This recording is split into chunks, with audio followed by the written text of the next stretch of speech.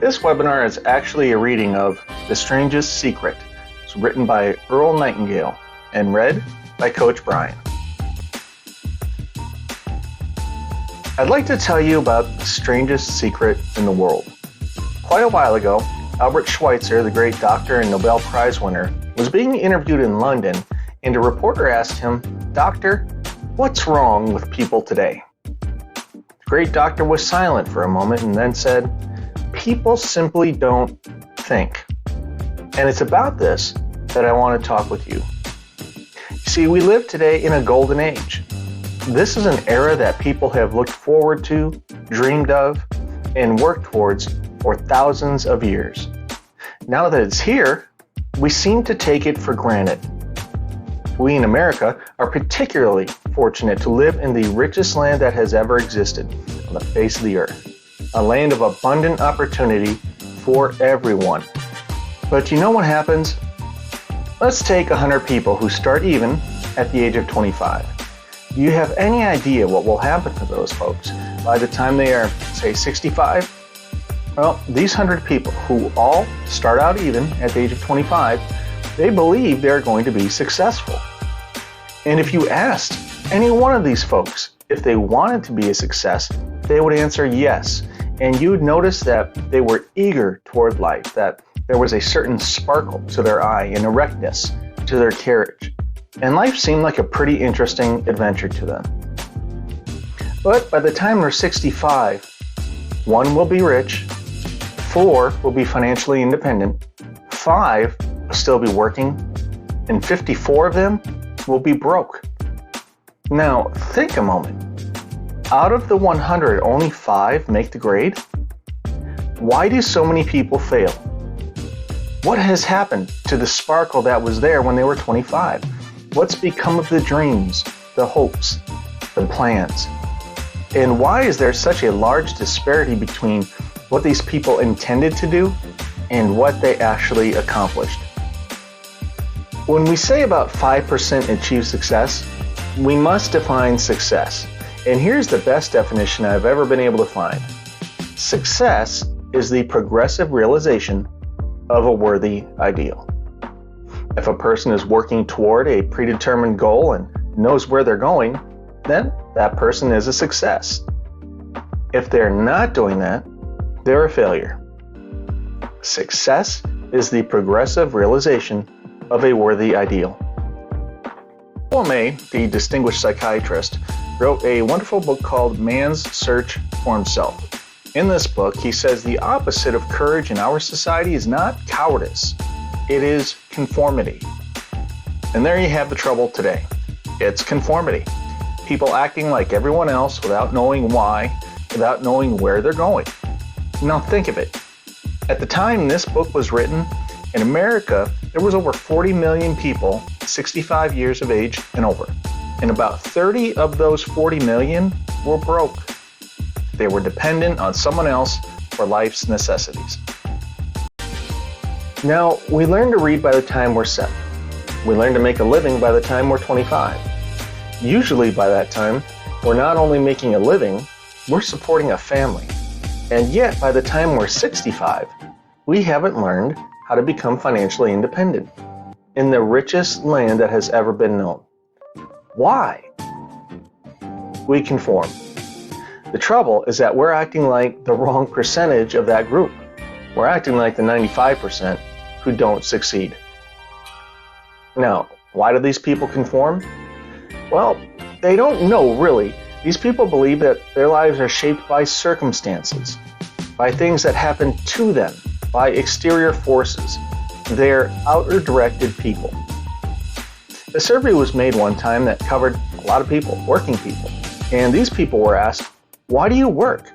Why do you get up in the morning? 19 out of 20 had no idea. If you ask them, they'll say, everyone goes to work in the morning. And that's the reason they do it, because everyone else is doing it. Just pay the bills. Now, let's get back to our definition of success. Who succeeds? The only person who succeeds is the person who is progressively realizing a worthy ideal. They're the person who says, I'm going to become this, and then begins to work towards that goal. I'll tell you who the successful people are. The successful person is the school teacher who is teaching school because that's what they want to do. The successful person is the woman who is a wife and a mother because she wants to be a wife and a mother, and she's doing a good job of it. The successful person is the person who runs the corner store because that's what they want to do. The successful person is the salesperson who wants to become a top-notch salesperson and grow and build within their organization. The successful person is anyone who is doing deliberately a predetermined job because that's what they decided to do deliberately. But only 1 of 20 does that.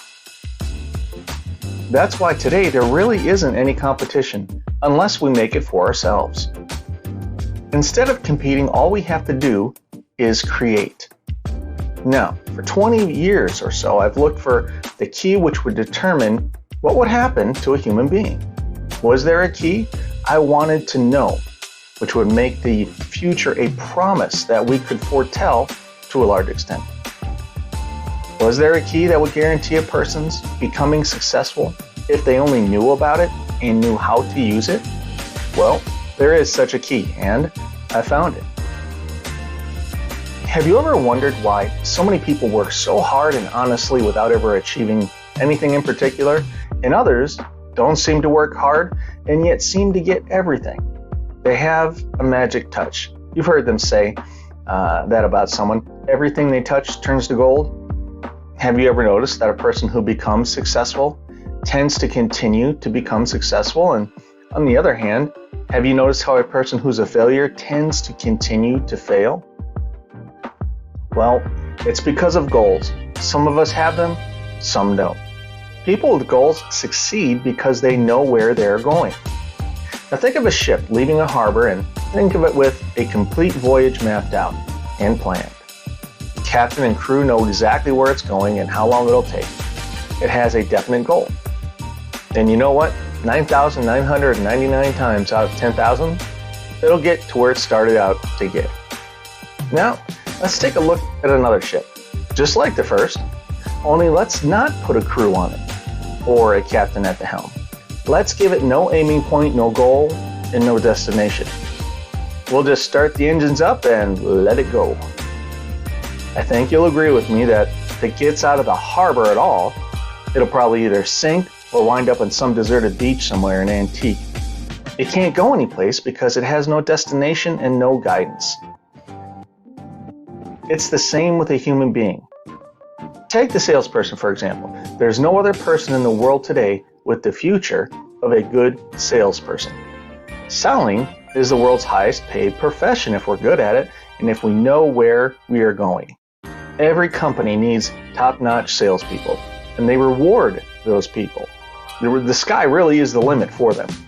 But how many can you find? Someone once said that the human race is fixed, not to prevent the strong from winning, but to prevent the weak from losing. The American economy today can be likened to a naval convoy in time of war. The entire economy is slowed down to protect its weakest link, just as a convoy has to go at the speed that would permit its slowest vessel to remain in formation. That's why it's so easy to make a living today. It takes no particular brains or talent to make a living and support a family today. So we have a plateau of so-called security, if that's what the person is actually looking for. But we do have to decide how high above this plateau we want to aim for. Now, let's get back to the strangest secret in the world, the story that I wanted to tell you today. Why do people with goals succeed in life and people without them fail? Well, let me tell you something which, if you really understand it, will alter your life immediately. If you understand completely what I'm going to tell you from this moment on, your life will never be the same again. You will suddenly find that good luck just seems to be attracted to you. The things you want just seem to fall in line. And from now on, you won't have the problems, the worries, the gnawing lump of anxiety that perhaps you've experienced before. Doubt and fear, well, they'll be things of the past. Here's the key to success, and also the key to failure. We become what we think about. Now let me say that again. We become what we think about. Throughout all history, the great wise people and teachers, philosophers, and prophets have disagreed with one another on many different things. It is only on this one point that they are in complete and unanimous agreement. Listen to what Marcus Aurelius, the great Roman emperor, said. He said, "A person's life is what his thoughts make of it." Benjamin Disraeli said, "Everything comes if a person will only wait." I've brought myself by long meditation to the conviction that a human being with a settled purpose must accomplish it, and that nothing can resist a will that will stake even its existence for its fulfillment. Ralph Waldo Emerson said, "A person is what they think about all day long." William James said, "The greatest discovery of my generation is that human beings can alter their lives by altering their attitudes of mind." And he also said, "We only need to act as if the thing in question were real, and it will become infallibly real by growing into such a connection with our life that it will become real.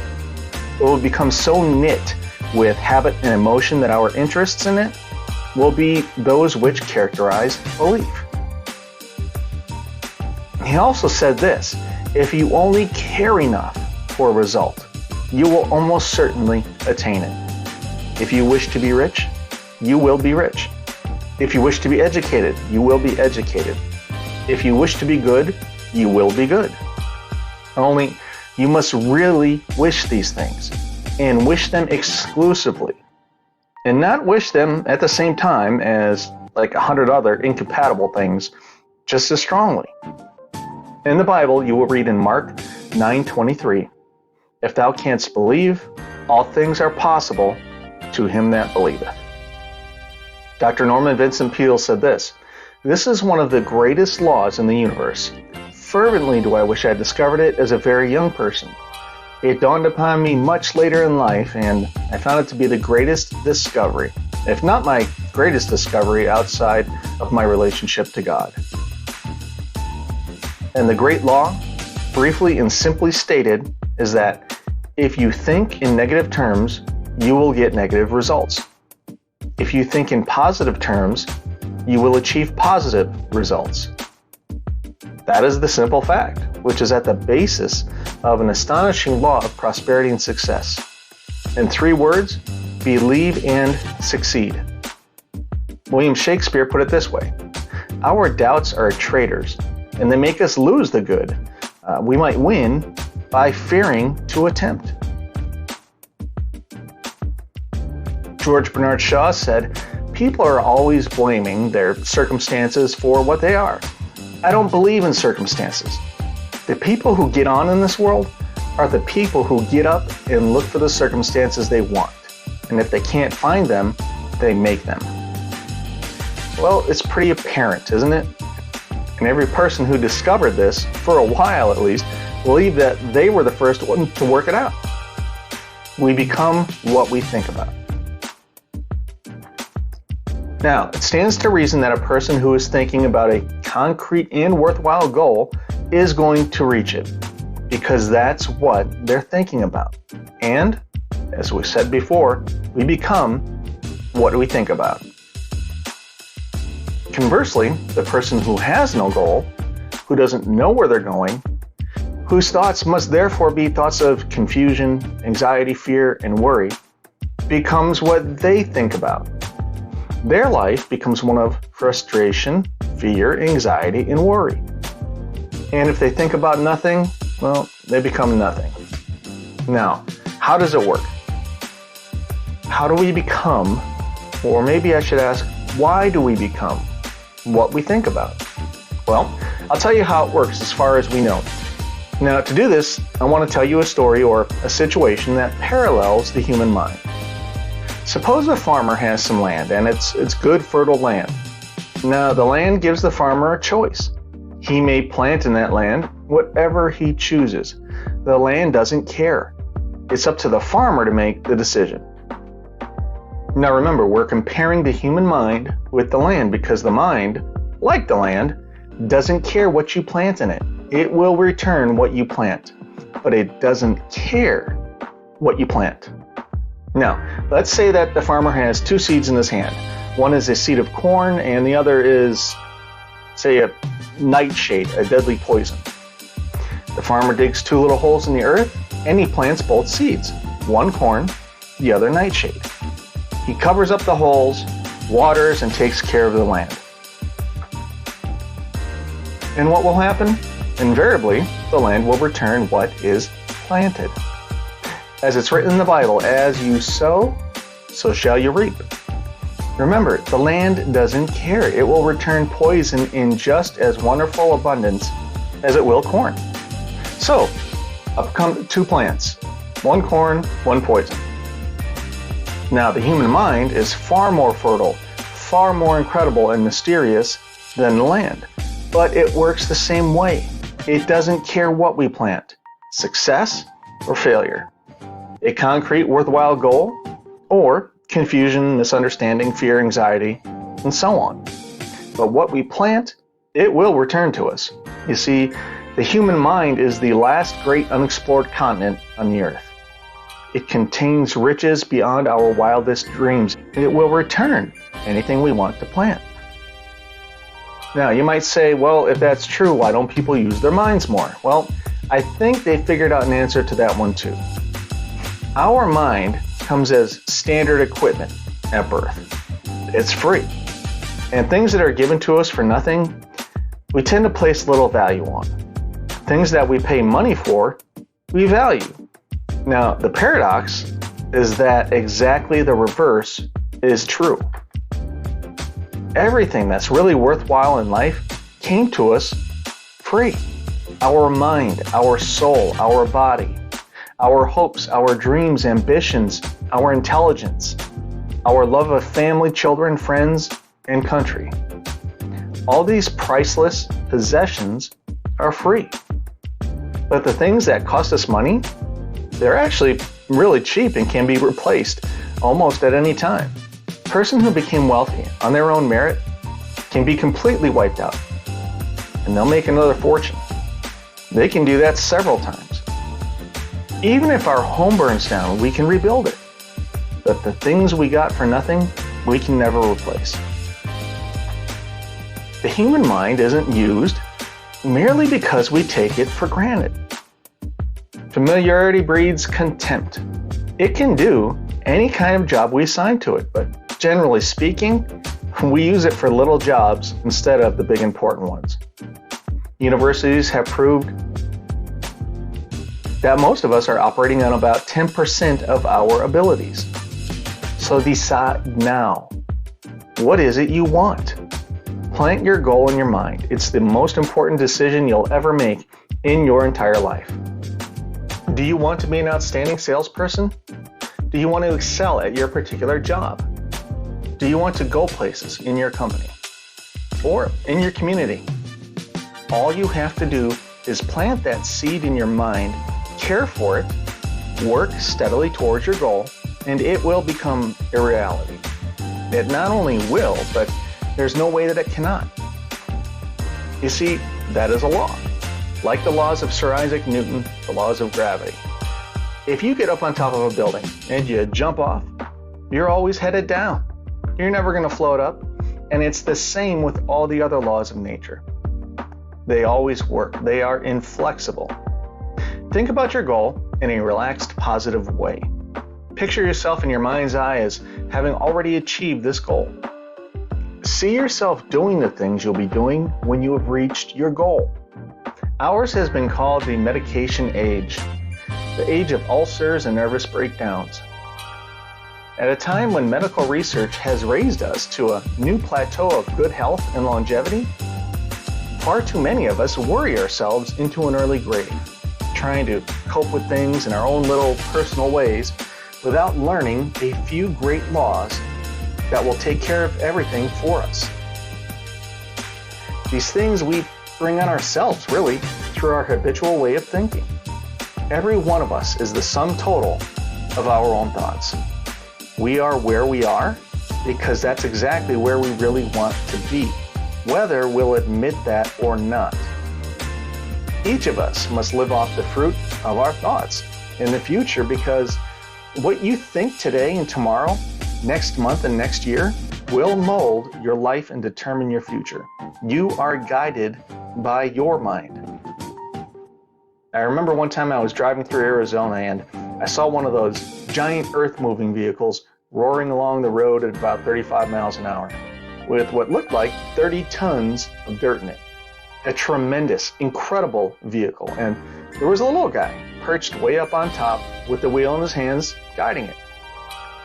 And as I drove along, I was struck by the similarity of that vehicle to the human mind. Just suppose you are sitting at the controls of such a vast source of energy. Are you going to sit back and fold your arms and let it run itself into a ditch?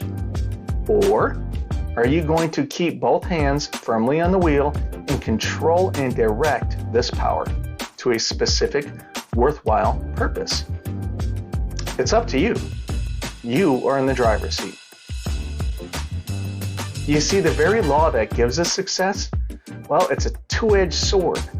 We must control our thinking, because the same rule that can lead a person to a life of success, wealth, happiness, and all the things they've ever dreamed of for themselves and their family, that very same law can lead them into a gutter.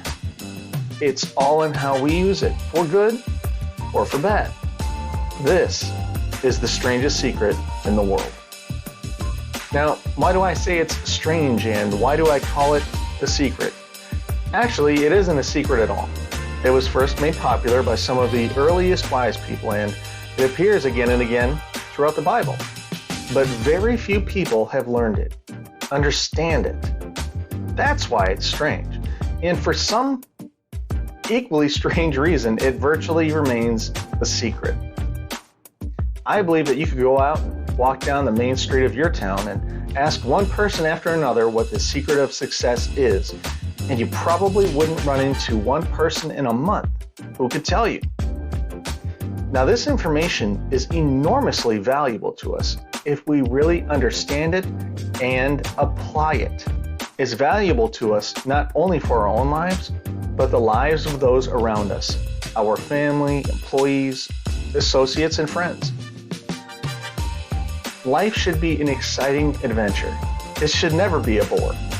A person should live fully. They should be alive. They should be glad to get out of bed in the morning.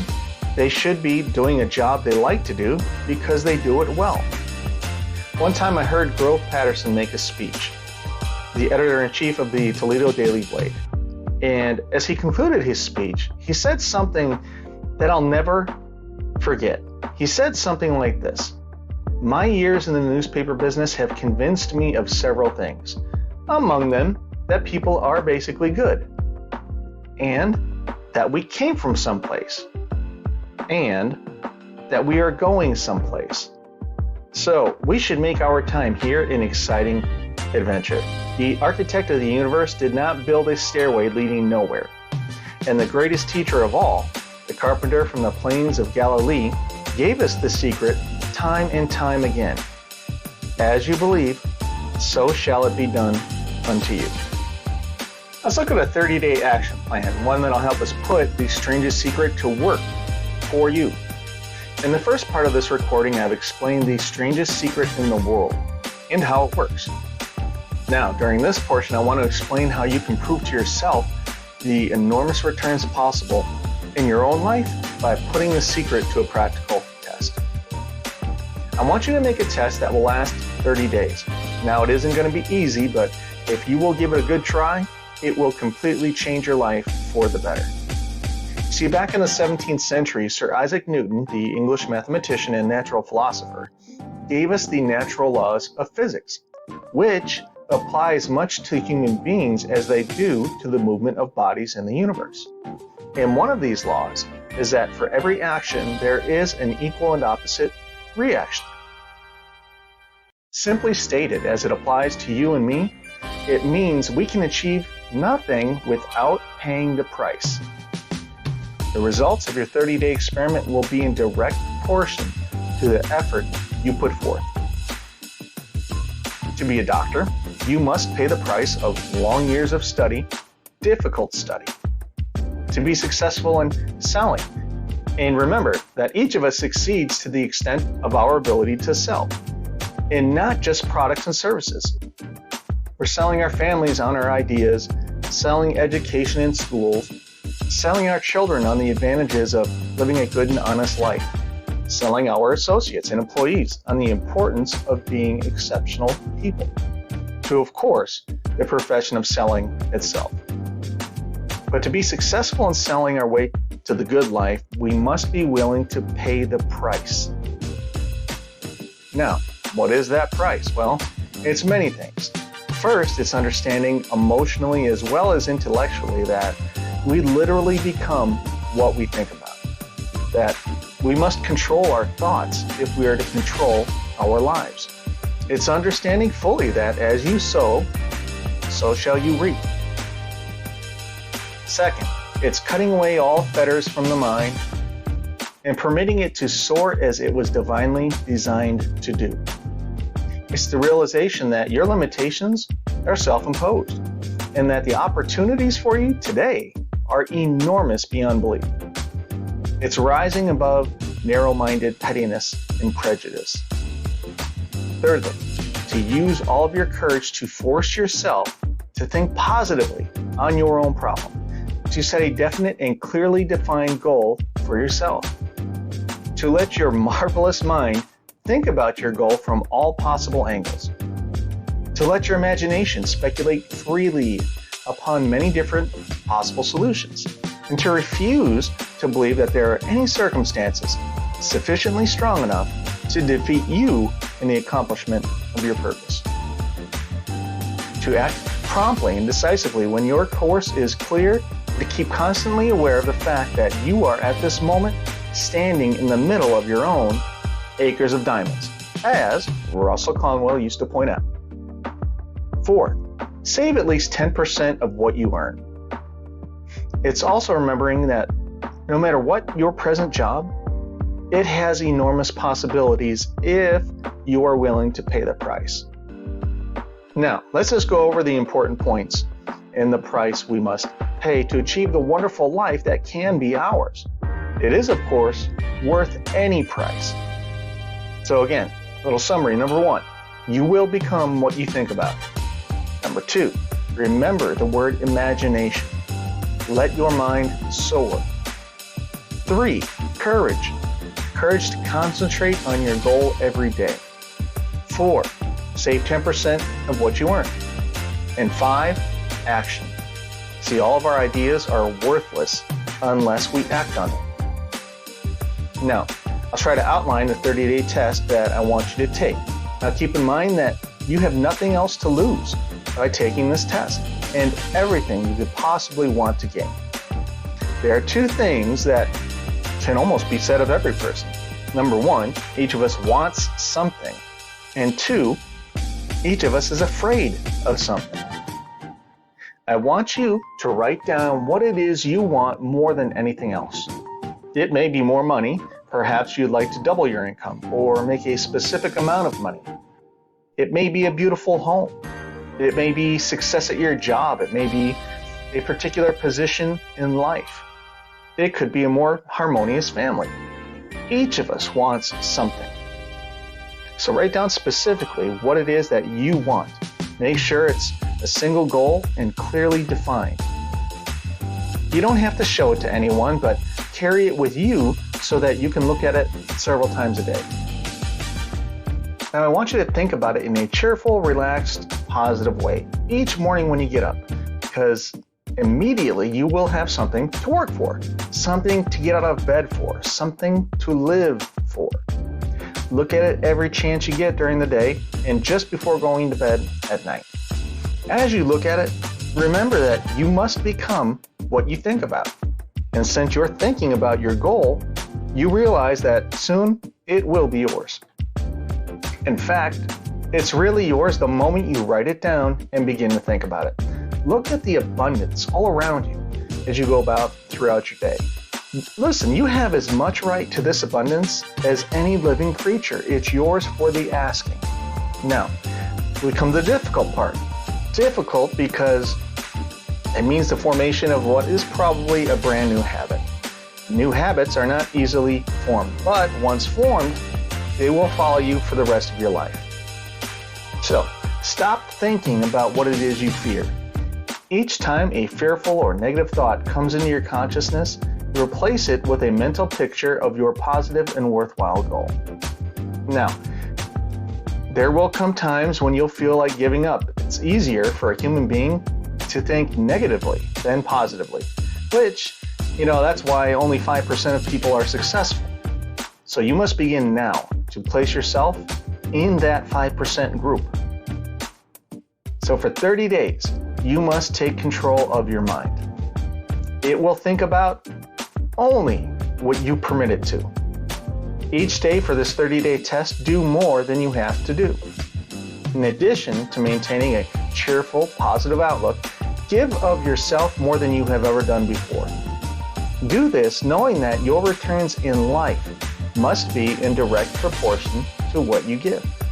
The moment you decide on a goal to work towards, you immediately are a successful person. You are then in that rare and successful category of people who know where they are going.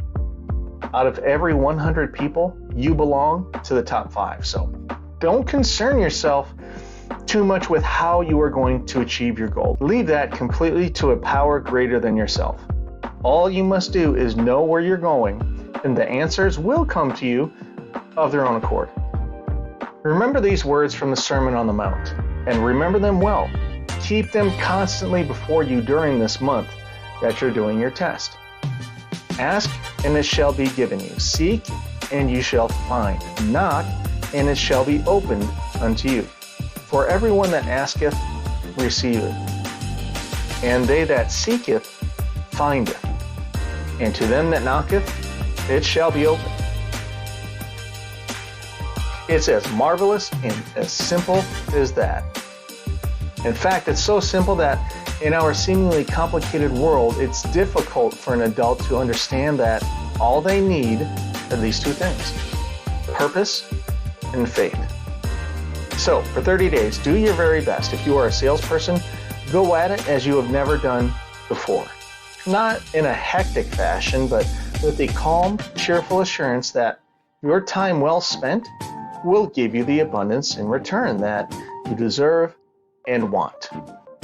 If you are a homemaker, devote your 30-day test to completely giving of yourself without thinking about receiving anything in return, and you'll be amazed at the difference it makes in your life. No matter what your job, do it as you have never done it before for 30 days. And if you've kept your goal before you every day, you'll wonder and marvel at this new life you have found, or dare I say, created. Dorothea Brand, the outstanding editor and writer, discovered it for herself, and she tells about it in her fine book, Wake Up and Live. Her entire philosophy is reduced to the words, act as though it were impossible to fail. She made her own test with sincerity and faith, and her entire life was changed to one of overwhelming success.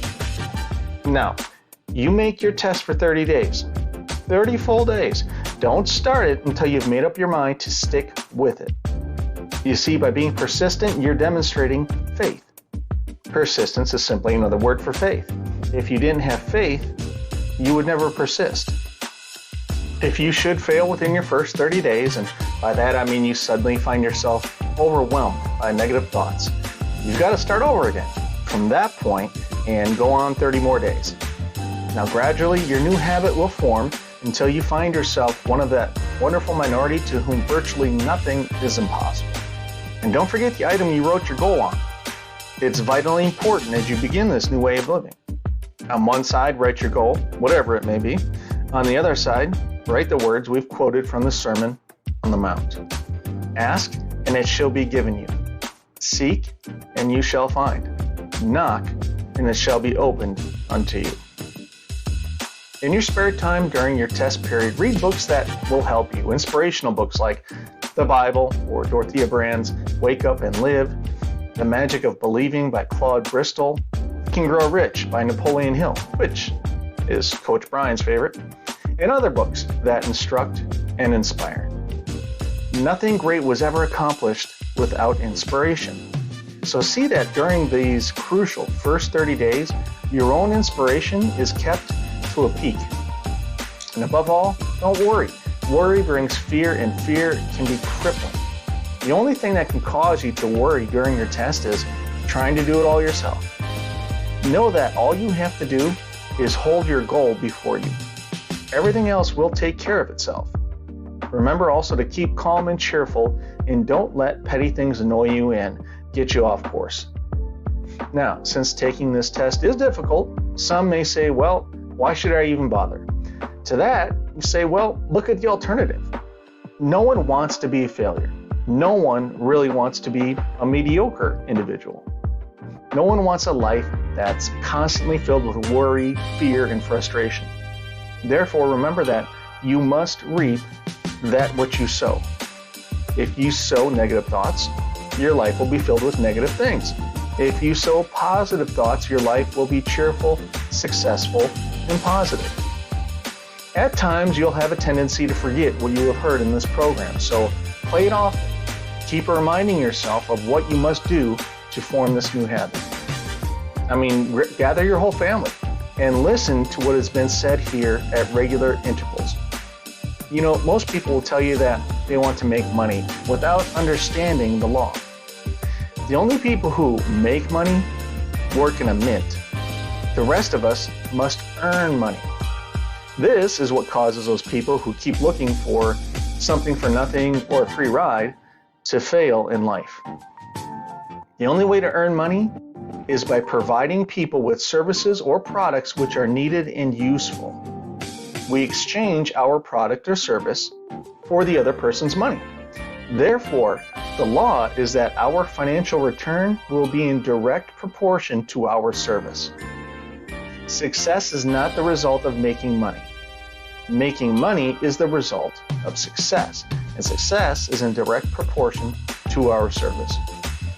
Most people have this law backwards. They believe that you're successful if you earn a lot of money. The truth is that you can only earn money after you are successful. It's like the story of the person who sat in front of the stove and said to it, "Give me heat, and then I'll add the wood." How many people do you know, or do you suppose there are today, who take the same attitude toward life? Well, there are millions, and we've got to put the fuel in the fire before we can expect heat. Likewise, we've got to be of service first before we can expect money. So don't concern yourself with the money. Be of service. Build, work, dream, create. Do this, and you'll find there's no limit to the prosperity and abundance that will come to you. Prosperity is founded upon a law of mutual exchange. Any person who contributes to prosperity must prosper in turn themselves. Now, sometimes the return won't come from those who you serve, but it must come to you from someplace. For that is the law. For every action there is an equal and opposite reaction. Now, as you go daily through your 30-day test period, remember that your success will always be measured by the quality and quantity of service you render. And money is a yardstick for measuring this service. It's like a scorecard. No person can get rich themselves unless they enrich others. There are no exceptions to a law. You can drive down any street in America and from your car estimate the service that is being rendered by the people living on that street. Have you ever thought of this yardstick before, or the scorecard? It's interesting. Some, like ministers, priests, and other devoted people, measure their returns in the realm of the spiritual. But again, their returns are equal to their service. Once this law is fully understood, any thinking person can tell their own fortune. If they want more, they must be of more service to those from whom they receive their return. If they want less, They only have to reduce their service. This is the price you must pay for what you want. If you believe you can enrich yourself by deluding others, well, you can end only by deluding yourself. Just as surely as you breathe, you will get back what you put out. Don't ever make the mistake of thinking you can avert this. It's impossible. The prisons and streets are filled with people who try to make new laws just for themselves. Now, we may avoid the laws of people, but there are greater laws that cannot be broken. An outstanding medical doctor recently pointed out 6 steps that will help you realize success. Number 1, set yourself a definite goal. Number 2, quit running yourself down. Positive self-talk is very important. Number 3, stop thinking of all the reasons why you cannot be successful and instead think of all the reasons why you can. Number 4, trace or study your attitudes back through your childhood and try to discover where you first got the idea that you couldn't be a success. And of course, that's if that's the way you have been thinking recently. Number 5, change the image you have of yourself by writing out a description of the person you would like to be. And 6, act the part of the successful person you have decided to become. The doctor who wrote those words is a noted West Coast psychiatrist, and his name is David Harold Fink. So, listen, do what all the experts since the dawn of recorded history have told us we must do. Pay the price by becoming the person you want to become. It's not nearly as difficult as living unsuccessfully. Make your 30-day test, then repeat it. Then repeat it again. Each time it will become more a part of you until you wonder how you could have ever lived any other way. Live this new way and the floodgates of abundance will open and pour over you more riches than you may have ever dreamed existed. Money? Yes, lots of it. But what's more important is you'll have peace. You'll be in that wonderful minority who lead calm, cheerful, successful lives. Start today. You have nothing to lose, but you have a life to win.